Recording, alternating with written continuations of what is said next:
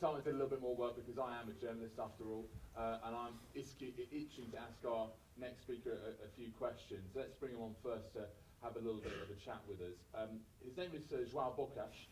He is going to share some thoughts with you before I just enter into a very short Q&A. He's a digital health influencer, wearables and Internet of Things speaker. His passion lies in helping others, sharing experiences, transferring knowledge, working collaboratively and passing on the latest innovation trends from the digital health world. Please give him a very warm welcome, Joao Bocas.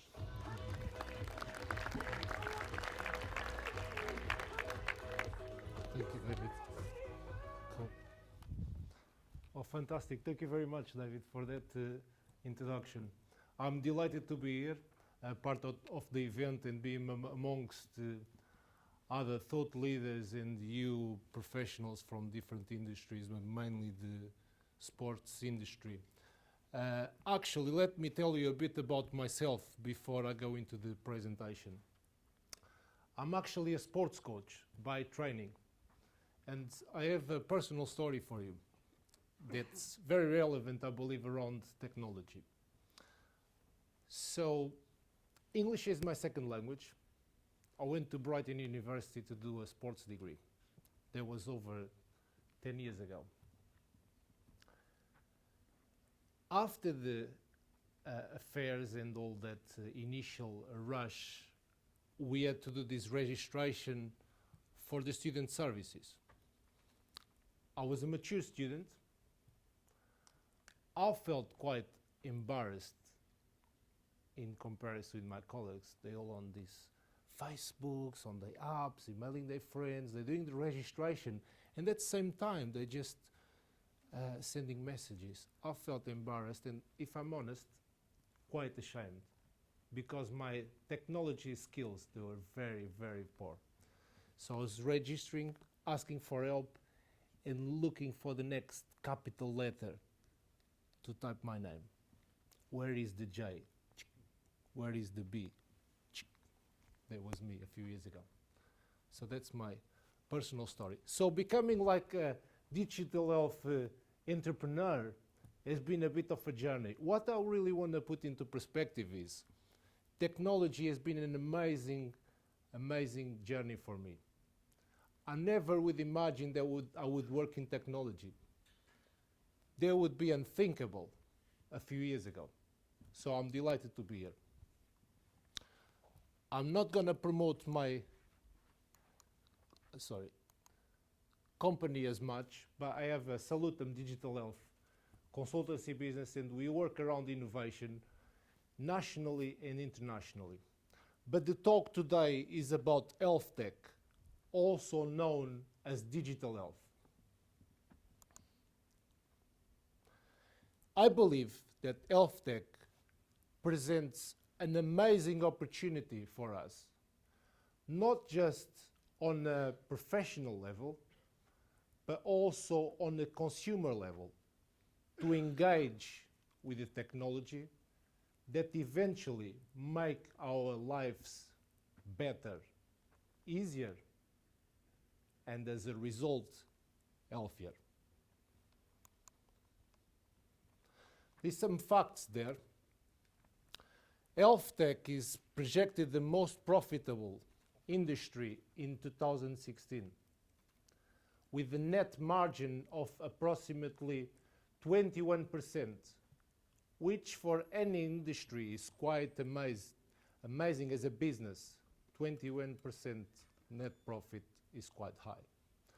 And there are 160,000 apps and wellness and fitness tools out there for all of us to tap into. So there is really something for everybody. I'm sure that most of you are using something already, whether there is the Fitbit app or other more generic apps that gather different health data sets. It's an incredibly amazing industry with a projected industry value, if you like, of over 100 billion or 150 billion pounds by 2020. The industry is just growing all the time. is very, very exciting. I'm actually very happy to be part of that. And there are 76% of UK adults using a smartphone at the moment. So there is no excuse not to use an health app or not to really take advantage of that opportunity. Also, did you know that 53% of smartphone users reach for their phones within 5 minutes of waking up? Are you one of them? I certainly am. Health tech, also described as digital health, what it is and what represents for us. A marriage of healthcare, living and health-related issues with an intersection with the latest digital technologies and innovations that eventually resolve some of the existing problems and disrupt the traditional healthcare markets. But this is just one of the definitions. There are many definitions out there, and you can have your own concept or definition. 2016 will be, I think Fitbit is speaking after me, isn't it? Many experts projected that 2015 was the year of wearables. But actually, is 2016 the year of wearables? I think it will be. Did you know that 14% of Brits intend to have a wearable in 2016? Is actually quite astonishing. 14%. You might not have one yet, but it might be on the way. And it might be 2016. Who knows? And the rise in wearable tech, that's a short definition there. I don't really want to read the slide. There's quite a lot in there. But the basic, what I would like you to take away, please read the definition, is wearable tech that can be incorporated in our daily lives, day-to-day lives, in our clothing, in other objects, be clipped on, but utilize that technology. And here there are some places where the wearable tech goes. Is still with a large advantage in terms of percentage on our wrists. That's the most traditional place. But let me tell you, that is changing. There are other places where the wearables are coming to. And then we have embedding in our clothing. That's certainly a new trend. In our jewelry, in our shoes, headphones, anywhere, anything you can imagine, they will innovate and use the wearables around us. The future of the wearables and the wearable tech. And my focus here is pretty much on wearable technologies. And David mentioned Internet of Things. The Internet of Things will eventually connect with the wearables, but it's an incredible, exciting industry. I would like to leave with some trends. The future, some ingestibles. I don't know if you heard of them, but could describe them as a magic pill. If, for example, you have a long-term condition, you would intake a magic pill that would be coated in ingestible metals, and when those ingestible metals are dissolved, the medication would go to your body, and that process would be communicated with an app. So we know that you are taking that medication. Incredible where things are taking us. The hearables, which is a blend, if you like, of wearables and headphones. So now we have not just the headphones listen to music when we run, but they will have other capabilities, such as measuring our runs, our steps, our distance, other physiological data, and also communication capabilities. Okay? I don't know if you came across any innovations that already having a coaching process as you run, they talk to you. Run faster or run slower. Increase your decadence. Land with less strength.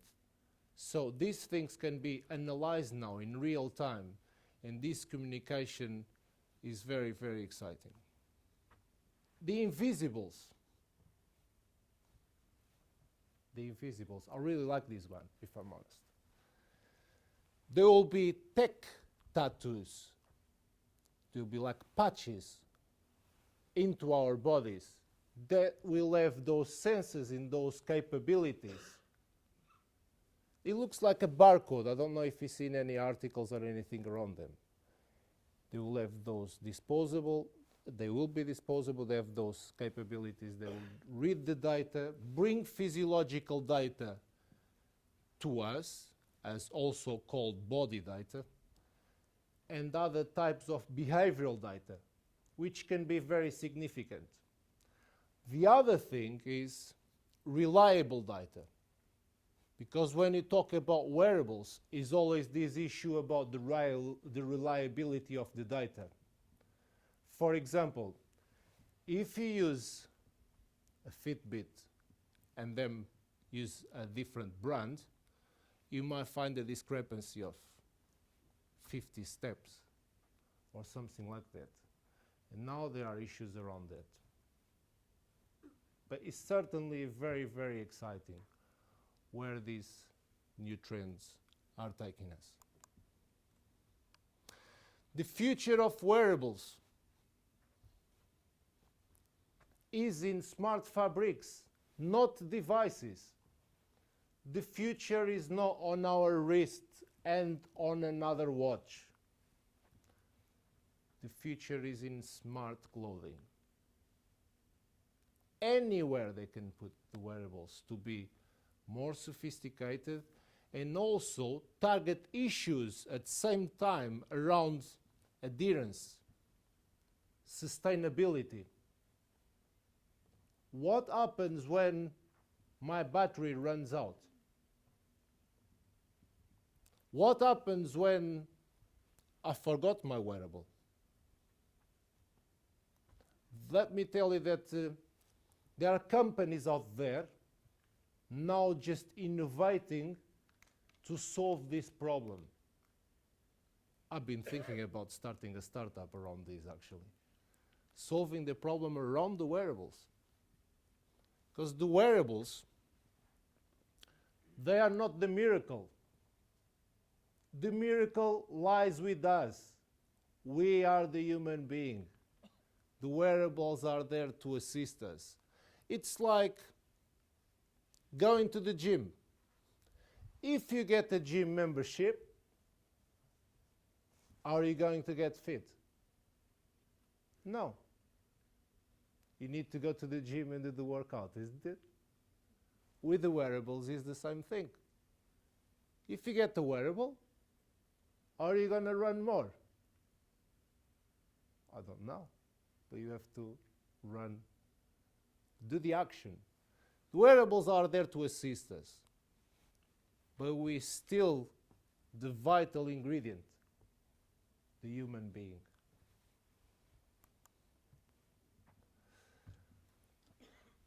Data always comes to the equation. And here is again the power of big data. Because my talk is centered around digital health and health tech, any data is very relevant. But as you can imagine, in healthcare and medicine, data is crucial. Data is intelligence for better decisions. And also, data can make a huge difference. One new trend around data is predictive analytics. And there are many companies out there trying to innovate, and they are innovating actually, around the predictive analytics. Imagine this. If we talk about diabetes, and if we know with the power of data that we are entering that road and we are in a pre-diabetic stage, the data gives us that capability of having the potential for early diagnosis, reverse that process before you are actually a type 2 diabetic. So data is really fundamental when you talk about health tech, digital health, in the healthcare industries. But I would like to bring my talk to an end by acknowledging that the revolution is already here and is certainly digital. Thank you.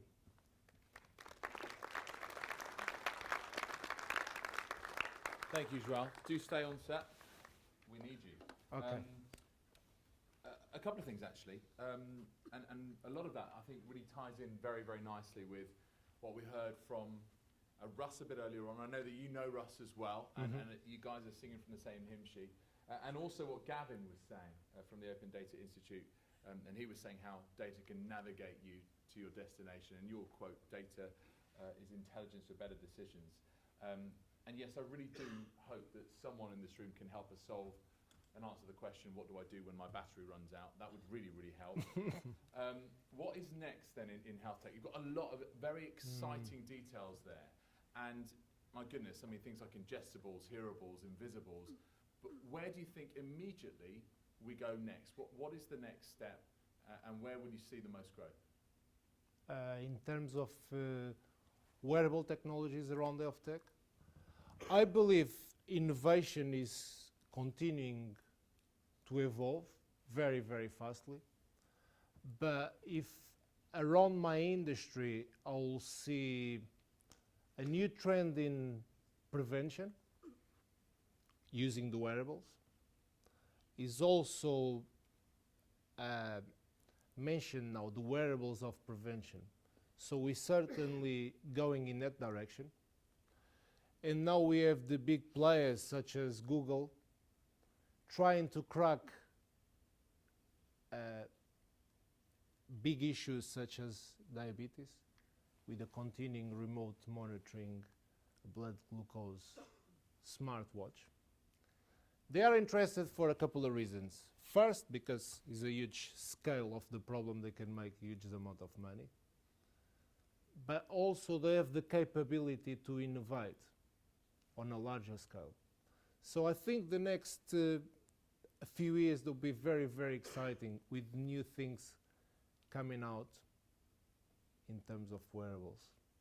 That, again, is very, very similar to what Ross told us earlier.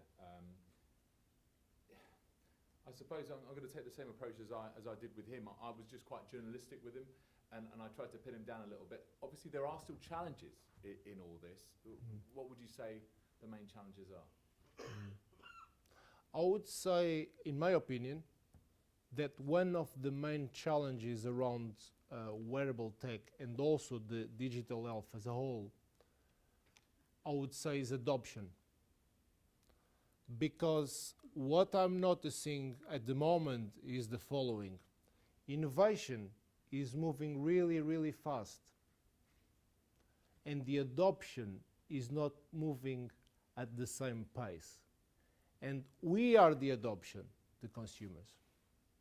And that's a discrepancy there. You see new things coming out all the time. The next wearable, the next place, the next innovation. As consumers, we kind of still behind the innovation. It needs to run in parallel, and that's one of the big challenges. I guess it is. I mean, talking from my own personal perspective, I own one of these. I think most people in the room will probably have one of these. Yet I bought mine probably a year after it came out because I wanted to see how it went. I'm not resistant to technology. I'm enthusiastic about it, but I tend to be maybe slightly at arm's length with it. I'll just sort of see how it goes. How do you then change that? How do you change that, as you say, it's the adoption. How do you affect that? Well, I think as human beings, it's a change of behavior around that. Anything we can adopt or not, and when a change in our lives. But also, people are still reluctant. A couple of things, really. Reluctancy around using digital tools. Probably around the technology world, which I had such an aversion a few years ago. Yeah, it's amazing. You particularly have had a big journey, haven't you? Now you're an advocate of this thing. It used to scare me. Just the word itself, it used to scare me. So, this is what I want to say. The education around using the tools that are available to us, because most of them are very simple to use.